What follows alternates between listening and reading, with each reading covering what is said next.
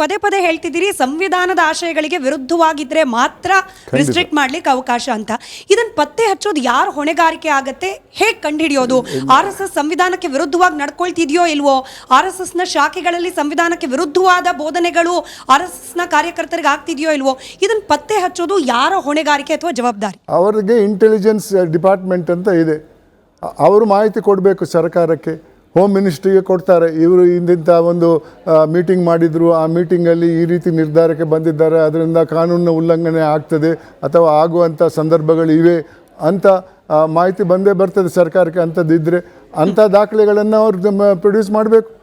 ಇಲ್ಲದ್ರೆ ಇಷ್ಟ ಬಂದಂಗೆ ನೀವು ಕೋಮುವಾದ ಮಾಡ್ತಾ ಇದ್ದೀರಾ, ನಿಮ್ಮ ರಾಜಕೀಯ ವಿಚಾರಗಳು ದೇಶಕ್ಕೆ ವಿರುದ್ಧವಾದದ್ದು ಅಂತ ಹೇಳೋಕ್ಕೆ ಪುರಾವೆ ಬೇಕು.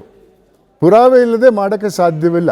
ಇದು ಏನಾಗ್ತಾ ಇದೆ ಅಂದರೆ ಕಳೆದ 100 ವರ್ಷಗಳಿಂದ ಆ ಸಂಘಟನೆ ಜೀವಂತವಾಗಿದೆ, ಅದು ಅದರ ಉದ್ದೇಶಗಳನ್ನು ಪಾಲಿಸ್ತಾ ಇದೆ.